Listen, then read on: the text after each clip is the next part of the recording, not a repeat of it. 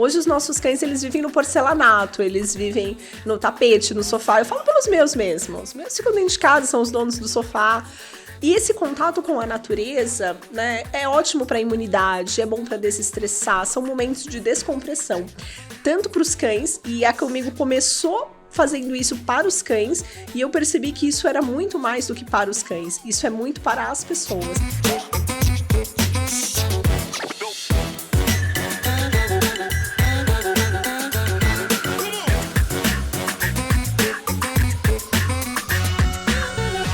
Bem-vindo ou bem-vinda a mais um programa aqui, um bate-papo espetacular com muito conteúdo relevante, um bate-papo direto, nada de conversa de boteco com mais de 3 horas de duração.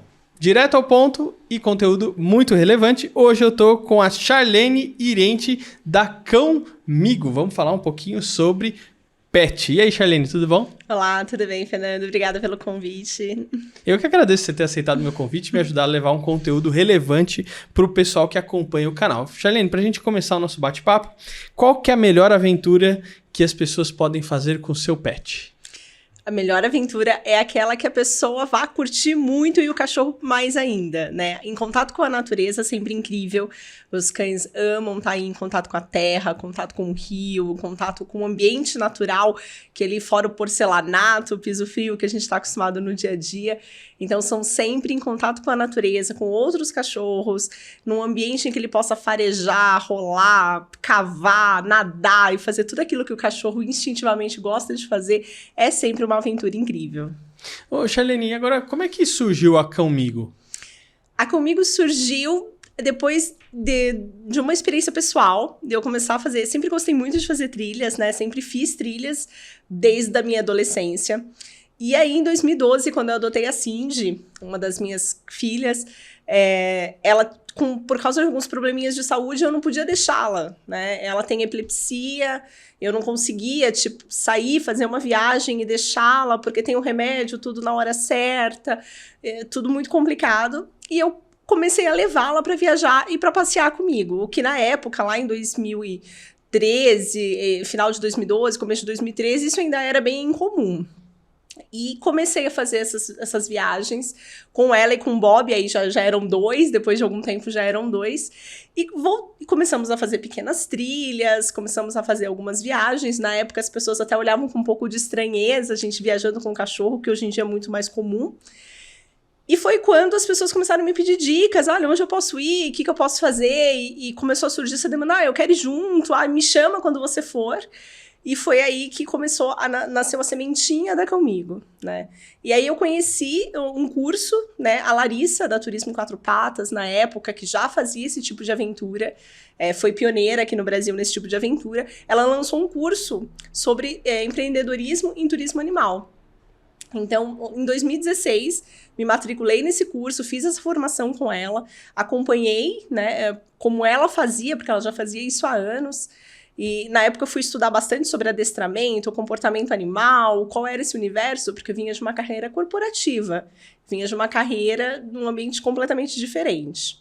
E aí a minha experiência com os meus cães, eu juntei isso à formação, fui estudar bastante sobre comportamento animal e comecei a fazer pequenos grupos para levar esses grupos para fazer trilha. E foi assim que surgiu a Cãomigo, lá em 2017. Que fantástico, que fantástico. Agora, Charlene, você comentou que você começou a passear, a viajar, a fazer trilha, enfim, com os seus pets, né? Uhum. E que, assim, lá atrás, igual você comentou, realmente não era tão acessível como é hoje. Por exemplo, vou dar o exemplo dos shoppings. Hoje, eu não sei um shopping aqui em São Paulo que não permita você levar seu pet para passear junto com você dentro do shopping. Uhum. Né? Apesar de eu nunca ter levado as minhas dentro do shopping, mas eu vejo muitos, né? E eu não vi ainda, e cada vez mais eu acho que tá aumentando mais isso, né? Então, por exemplo, tem um restaurante que a gente frequenta aqui, perto aqui do estúdio, né? Que eles estão fazendo um outro deck na parte externa para justamente quem quer ir com os seus pets no restaurante. Eu acho que esse movimento tem aumentado bastante, né? Mas quais tipos de dificuldade que você enfrentava quando você ia viajar, né? Ou ia sair, você falou assim, tinha gente que às vezes estranhava, né? Que você enfrentava, quais dificuldades você enfrentava nesse momento que não tinha tanto ainda esse nível de informação ou de gente ainda saindo viajando com seus pets? Isso lá há 10 anos, 8 anos, 5 anos atrás, era bem menos comum de ter essa oferta em shoppings, em restaurantes. Então, a dificuldade, a primeira, era achar uma hospedagem que aceitasse, né? E aí, a gente ainda tem, aceita pet? Sim. Tá, só aquele filtro ali, só aquela informação no site não diz muita coisa quando a gente tem pets que não seja tão pequenininho, que não caiba numa bolsa, que não seja de colo. E aí eu ligava, olha, tá, mas na época eu tinha 2, agora são 4. Eu tenho 2, são porte médio, vira-latas. Não, pera, não é bem assim, a gente aceita, mas não tanto. Então, essa foi a primeira dificuldade. Não era fácil, a minha maior, ela pesa 18 quilos, então já é um pouco mais difícil, eram 2, isso já tinha um pouco mais de dificuldade. Quando a gente achava a hospedagem, a gente não conseguia, por exemplo, um restaurante, que é o que você está falando. A gente não conseguia sair para comer, então isso foi mudando até rápido. Se você pensar aí de 10 anos, de 5 anos para cá, houve uma mudança rápida até, apesar de ainda pouco estruturada, mas isso está crescendo. A gente tem dados, né, de pesquisas que mostram a procura muito grande, né, a busca dos clientes por isso, principalmente no pós-pandemia e durante a pandemia. Isso deu um boom, isso já vinha numa crescente, isso deu um boom maior ainda. Então, os lugares estão tendo que se adaptar, né? É uma demanda. O Brasil tem mais cachorros do que crianças nas famílias brasileiras. Isso é um dado do IBGE, isso desde 2015 o IBGE já traz isso pra gente. Várias pesquisas aí mostram a demanda das pessoas não quererem viajar sem levar os seus animais de estimação, né? O quanto as pessoas estão considerando esses animais como membros da família. É muito diferente do que era aí 50 anos atrás, aquele cachorro no fundo do quintal cuidando da casa. Então, principalmente nas grandes cidades, isso tem mudado. E as empresas estão tendo que se adaptar. Hotéis, restaurantes, atrativos turísticos, porque eles estão perdendo espaço. E as próprias pessoas, quanto mais você vê, né, isso é uma coisa que vai se tornando natural. Então, assim, você sabe que outras pessoas fazem, você sai, como você vai no shopping, você vê outras pessoas com seus animais.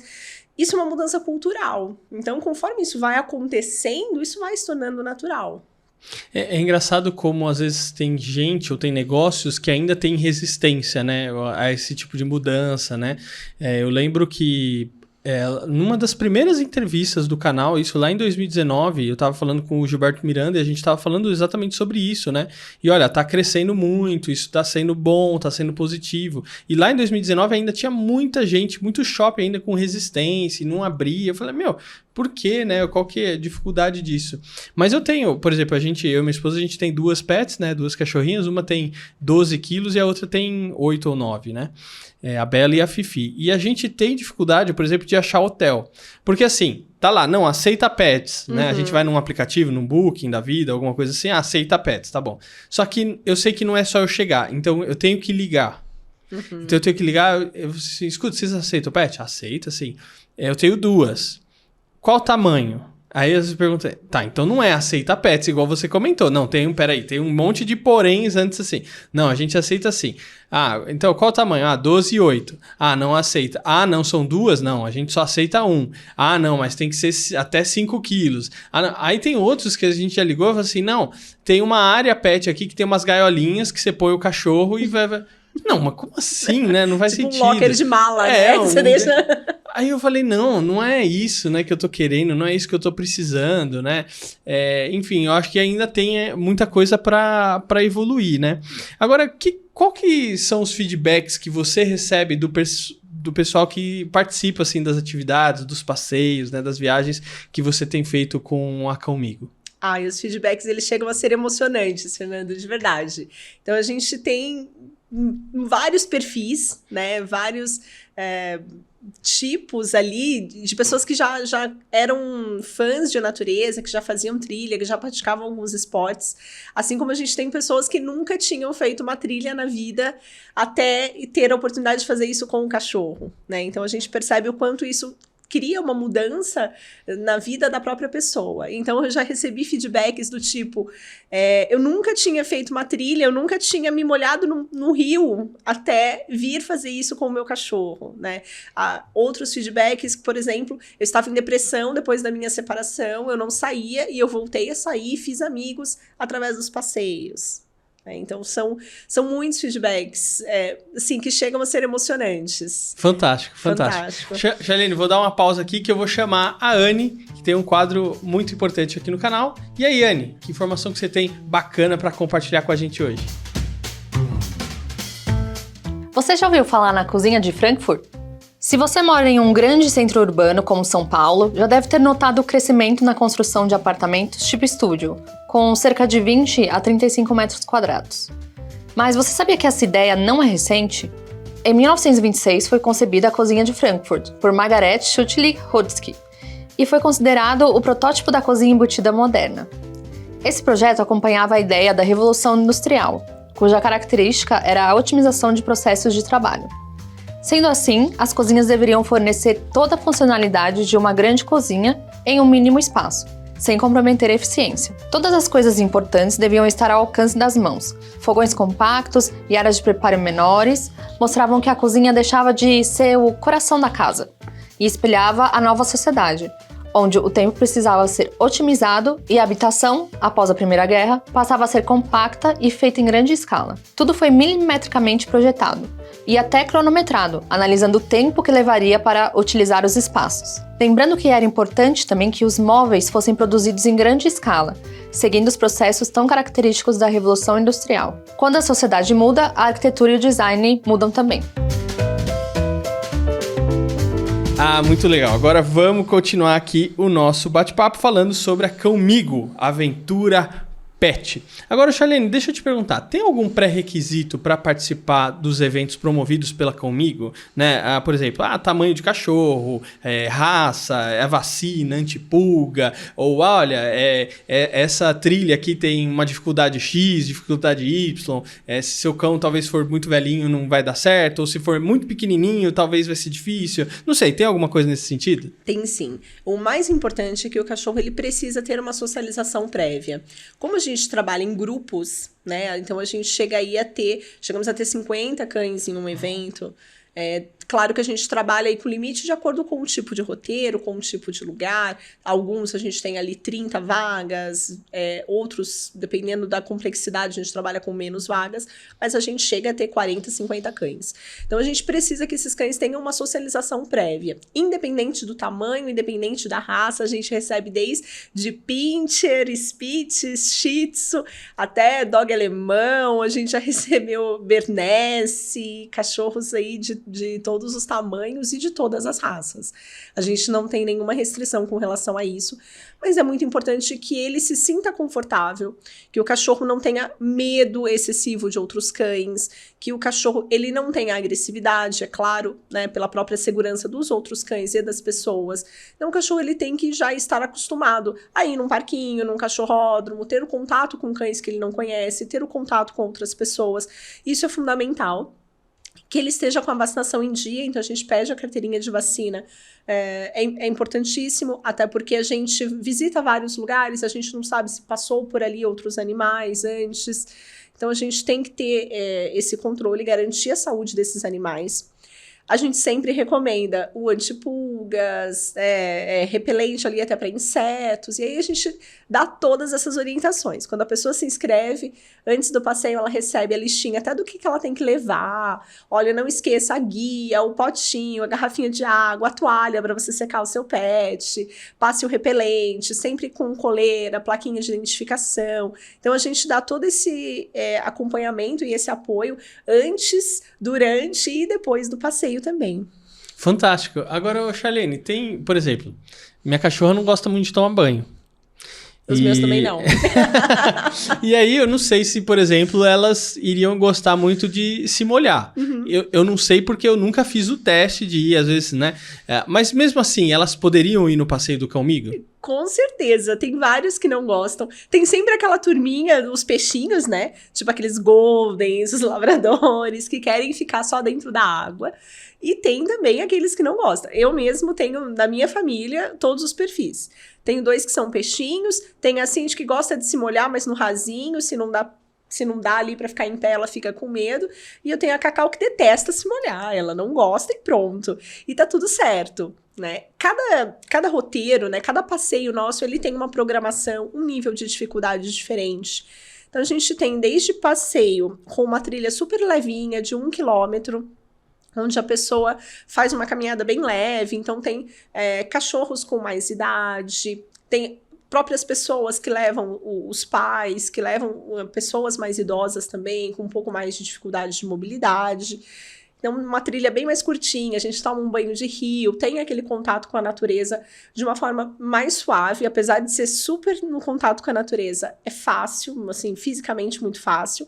E aí a gente tem vários níveis, então trilhas ali de 3 km, 4 km, 5 km, trilha em montanha, banhos de cachoeira. Então, é importante também adequar para o perfil da pessoa, é claro. Te falo que normalmente as pessoas têm mais trabalho do que os cães, né? E dos cães também, o condicionamento físico, é importante que ele esteja com a saúde em ordem. Isso não quer dizer que um cão idoso não vá participar, né? O próprio guia da trilha, que é o Bob, é um senhor de uns 12 anos de idade, mais ou menos, que é o meu filho, e ele é o guia, e ele vai levando os amigos na trilha. Então, assim, não tem uma restrição com relação a isso. Nós já tivemos cães cegos, nós já tivemos cães com 3 patinhas, nós já tivemos cães com diversas condições especiais e que, claro, adequando ali, né, o caminho que ele vai fazer, sempre respeitando o limite do animal, a gente já teve cães ali com diversas deficiências, por exemplo, e que super curtem. Então é importante que ele esteja bem de saúde, mas isso não quer dizer, quando eu falo bem de saúde, é sem nenhuma doença viral, sem algo ali que esteja causando um momento de crise. Mas um cachorro, por exemplo, com deficiência, um cachorro mais de idade, ele vai curtir muito, né, dentro da limitação dele e num passeio que seja adequado. Então, a gente tem sempre a descrição dos passeios no nosso site, a gente também bate um papo, conversa, explica.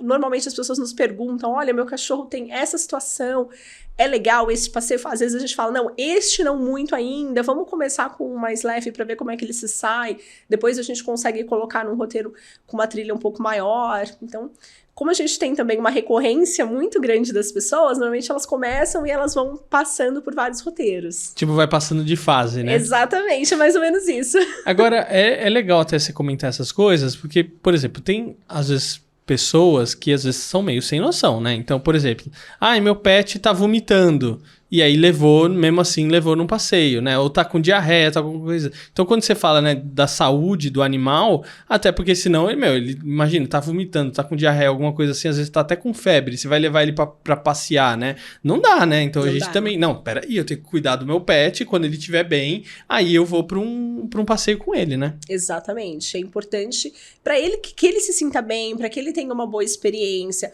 Um cachorro com dor, ele pode, mesmo que seja um cachorro que nunca mordeu o outro, ou nunca apresentou uma reatividade, ele tá com dor, né? Vem um outro cachorro querer brincar e ele pode morder, ele pode se sentir mal ali, né? E ter uma piora no quadro que a gente não sabe ali o que ele tem. Então é bem importante que ele esteja bem de saúde, né? Quando a gente fala dos filhotes, a gente fala, terminado o protocolo vacinal completinho, liberado pelo vet, para poder ir em passeios em grupo. Então, isso tudo é essencial para que ele tenha a melhor experiência e volte para casa feliz da vida, cansado, morto.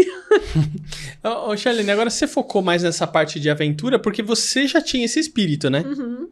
Já era Sim. uma coisa assim que você gostava, já era uma coisa que você praticava, né? Sim, é uma coisa que eu sempre amei. Eu amo fazer trilha, hoje eu faço trilha com os meus cães, não só de trabalho, mas nas minhas horas vagas, o que a gente faz é trilha também.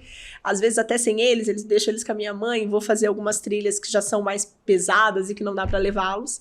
Mas também, não só pela minha experiência pessoal, mas também por ser algo adequado à fisiologia deles, né? Hoje os nossos cães, eles vivem no porcelanato, eles vivem no tapete, no sofá. Eu falo pelos meus mesmo. Os meus ficam dentro de casa, são os donos do sofá.